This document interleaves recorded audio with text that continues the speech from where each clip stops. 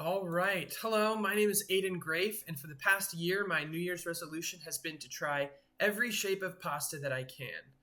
I cooked most of them, I did some study, I tried out a bunch, made recipes of every kind. Now I'm making a tier list so I can rank all of the best pasta shapes I've tried, and you can know which ones you should try. My own opinion is fact, so if you disagree, then you are wrong. I'm going to rank the pastas on this tier list here. So we have S tier being the best pasta, all the way down to D tier being kind of a bad pasta. So these are the 22 pasta shapes that I tried this year. And there are variations on them in different kinds. There's different types of penne, there's different types of, all these kinds of pastas. But we're going to use the most standard type for each of them. And yeah, we are going to jump into it in the order that I had them this year, starting with cavatappi. So if you don't know, cavatappi is this spring-shaped pasta. It's very springy, which makes it great for holding cheeses. So people use it in cheesy pastas a lot.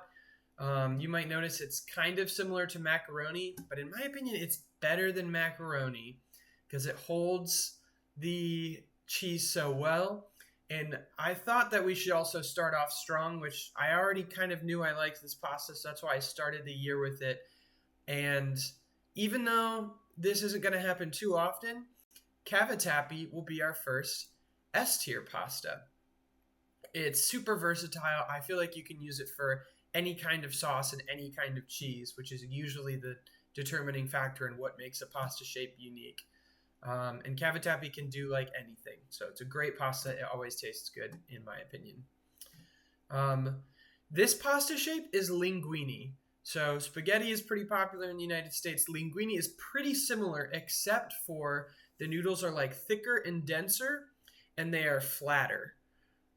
So flatter pasta shapes are often used with denser sauces. Because a dense sauce will cling to something pretty relatively easy.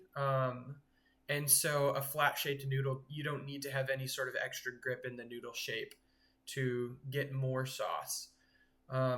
Which is why linguine always tastes good. I think maybe this is my bias, but I love a dense, thick pasta sauce. A light pasta sauce is fine sometimes, but because of that, I feel like every linguine I have is always delicious.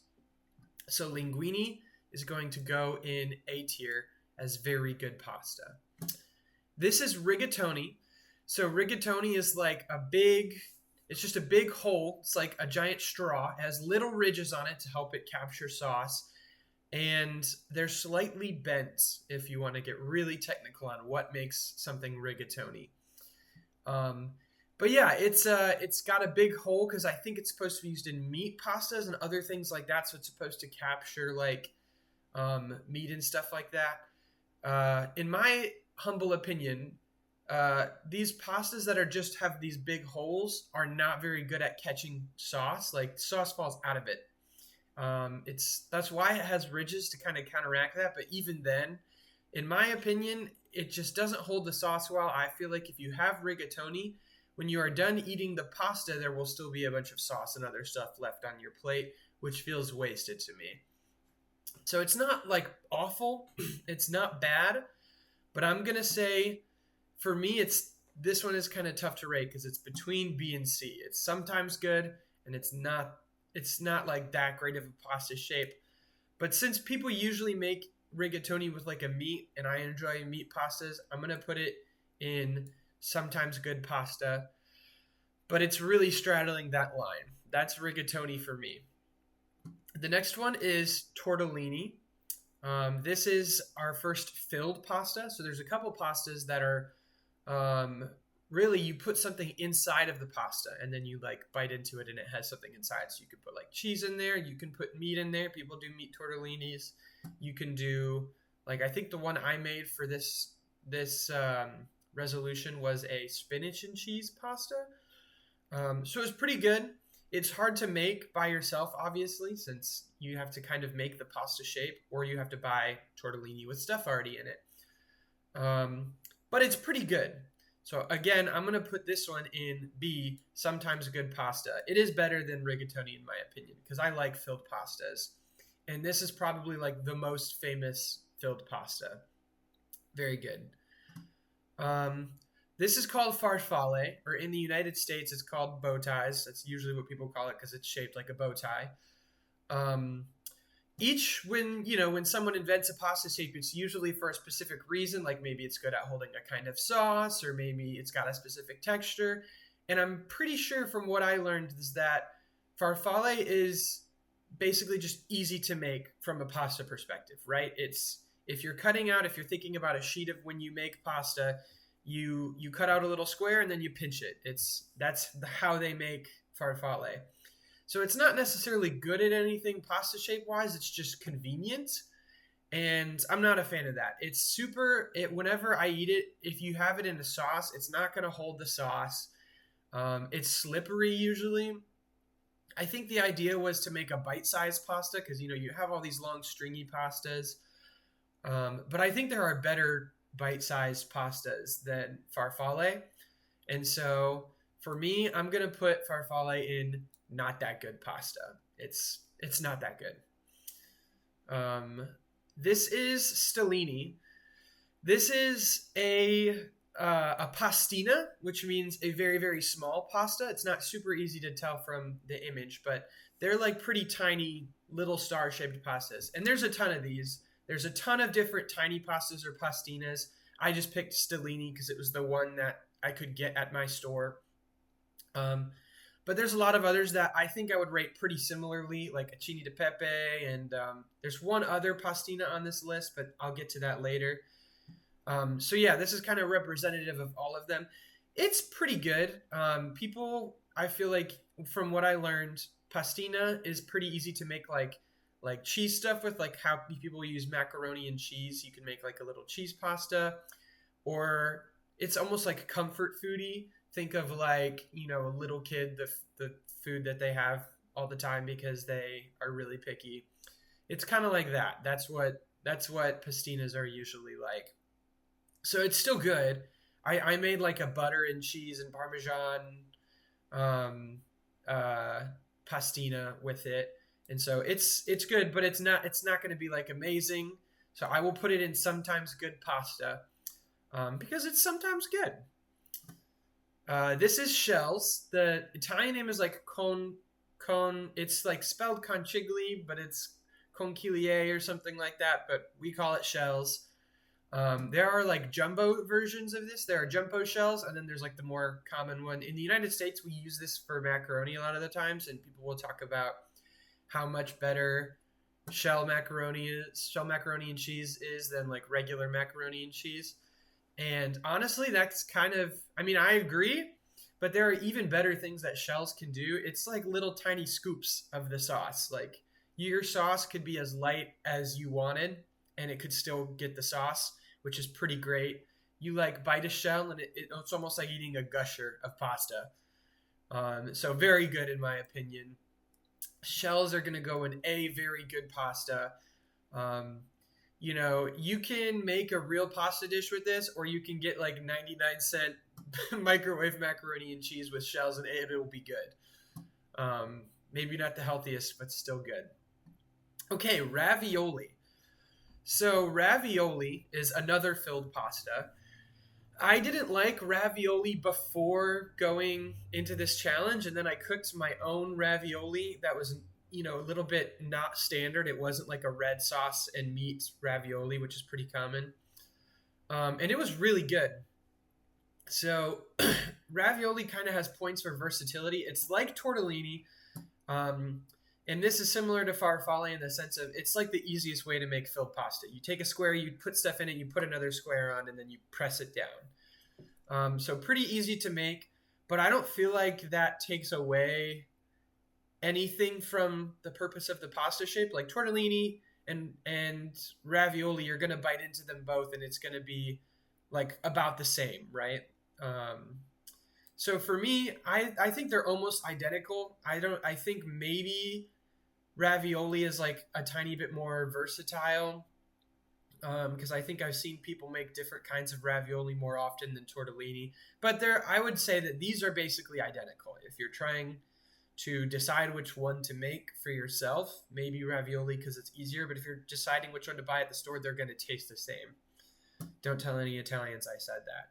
Fettuccine Alfredo, or really just fettuccine. But this is one of a few pastas on this list that it's almost like it was made for a specific dish. And so the dish is about as famous as the pasta. If someone says fettuccine, they could be talking about the pasta shape, or they could be talking about the dish fettuccine Alfredo. Fettuccine is almost always served with Alfredo sauce, and sometimes with chicken. You get like chicken Alfredo. And it's like a wider, longer version of linguine. So you get like a fettuccine pasta, and Alfredo is thick enough on its own. That's why, again, this is a flat pasta. So pretty good.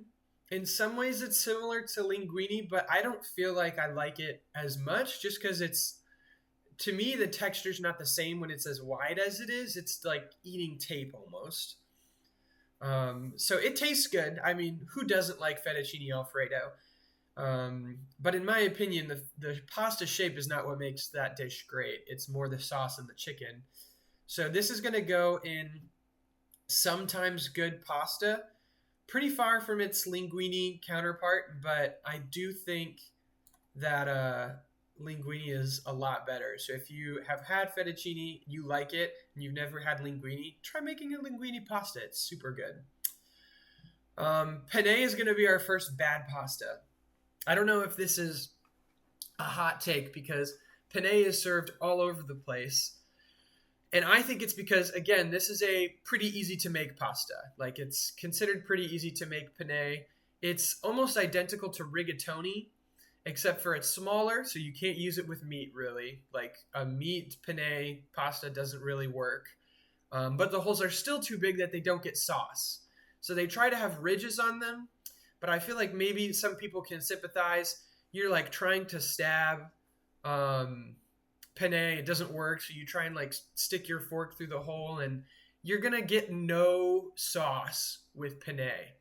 It's so common, and I think the reason that this goes in bad tier for me is not only is it not a great pasta, but I feel like because it's so convenient, it preys on people's laziness into making penne instead of a better pasta.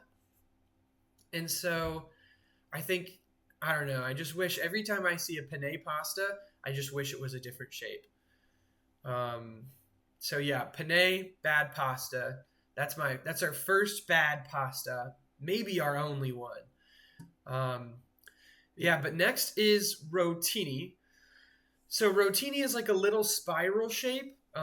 It's really good at holding sauces, which means you can use it for light sauces and it'll still hold the sauces, which is great. People use it in like pasta salads or like with those oil-based sauces where the sauce isn't really even a sauce. It's just like, like an oil,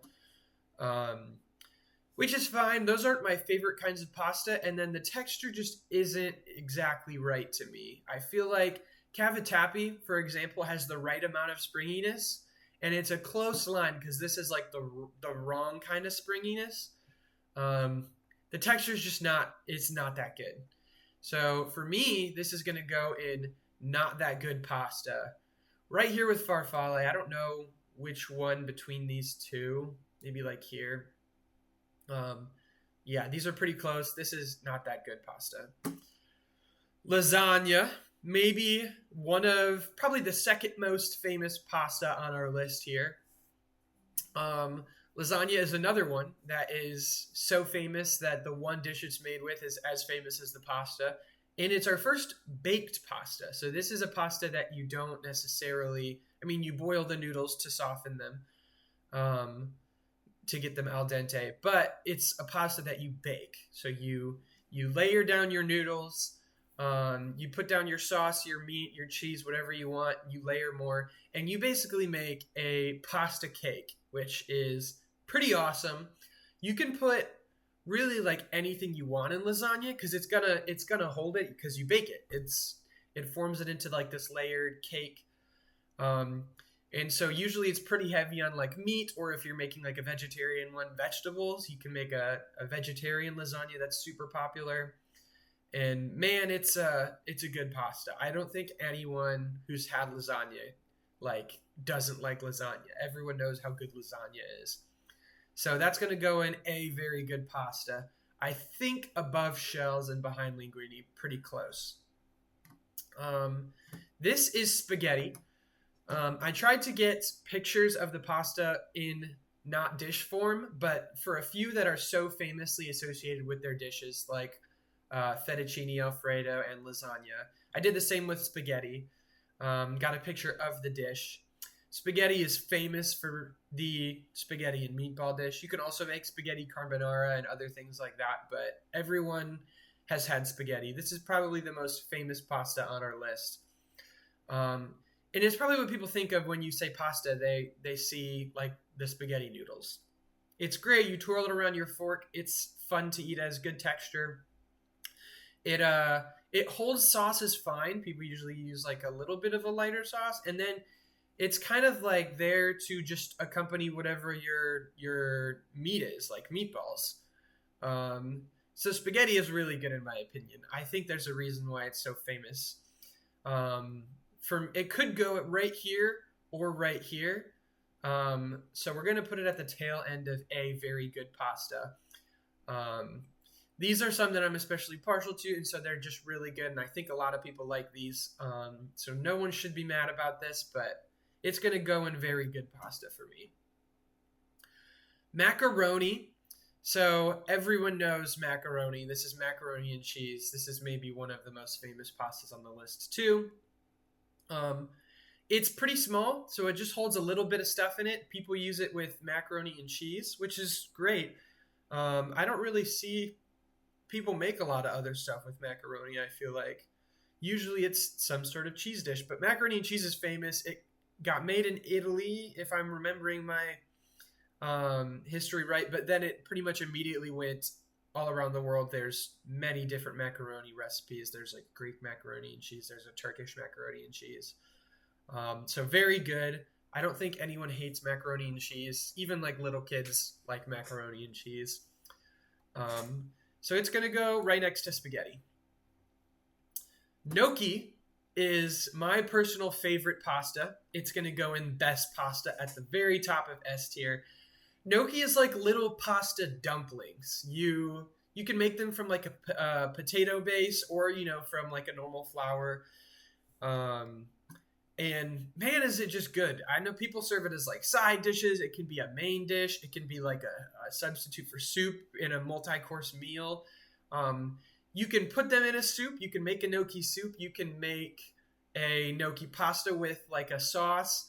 And it'll hold that fine because it has ridges. Each like bite, it's like you're biting into a little tiny Italian dumpling. It's so good. Literally nothing wrong with gnocchi. I think it's the best pasta out of all of the pastas I tried this year. And that is not a surprise to me. This is fusilli. Fusilli is almost identical to rotini. They are both spiral pastas. They are both made for tightly holding sauces. If I'm remembering correctly, fusilli is a little more open and slightly less tightly wound, whereas rotini is like a pretty tight spiral, so it holds onto sauces tighter. To me, this difference is like negligible. I think most people would think the difference is negligible. I think most people, if they saw a picture of rotini or fusilli, might not be able to easily tell the difference. They're pretty, yeah. If you're gonna have one of these, you could make a pasta with either of those, and it'll taste pretty much the same. Our second baked pasta is ziti. Ziti is really good. Ziti, it's kind of hard to tell from this picture because, again, it's famously a baked pasta. It's like little, it's kind of similar in shape to rigatoni, but not quite as wide. So you might think it hits some of the problems that penne and rigatoni have, but people use ziti to make this cheese bake. So it's usually super cheesy. And the hole that's too big for, a liquid sauce that's going to fall out can be just the right size for a sticky cheese that's going to stay in there. So the ziti that I made was like a 5 cheese ziti. It was super good. You can put meat in ziti too if you really want to, and it'll work because it's a bake like lasagna. If you like lasagna but you don't like pasta sauce, I feel like a ziti dish might be your thing. Like if you don't like the tomatoiness of lasagna. But yeah, ziti is super good. Usually really cheesy. It's an awesome pasta. I think it's got to go probably an A in very good pasta. Cause yeah, it's just that good. This is ditalini. This is the other pastina on the list. It's really tiny. It's like little tiny. Imagine if you cut up macaroni into tiny little pieces. So it's like little tiny rings, basically. It's a soup pasta. If you've ever had like Italian wedding soup, it was probably made with ditalini. It's pretty popular. So it's good. It's a soup pasta. If you like soup pastas, then you'll like it. I'm not super partial to the little tininess of it. It has like a weird where it works with stellini for like comfort food. I'm just not a big fan of it in the soup. So it's not bad. Like it's not an awful pasta. But I'm gonna put it in sometimes good. I think underneath fettuccine, because I don't necessarily want Italian wedding soup that often. But yeah, that's ditalini. This is orzo pasta. Kind of hard to tell from this picture, but orzo is like tiny little grains. It's the Italian word for barley is like orzo or something like that. So orzo pasta is like little tiny grains of rice, basically. It's like they're bigger than a grain of rice. It's like eating a pasta flavored rice, and it's not bad. I used a pretty light oil pasta for this, just with some chopped up vegetables. I don't think people make strong sauces with orzo too often, but it really doesn't need it. It's good at what it does. It's like eating some nice pasta-y rice. So it's going to go in sometimes good pasta above ditalini for sure.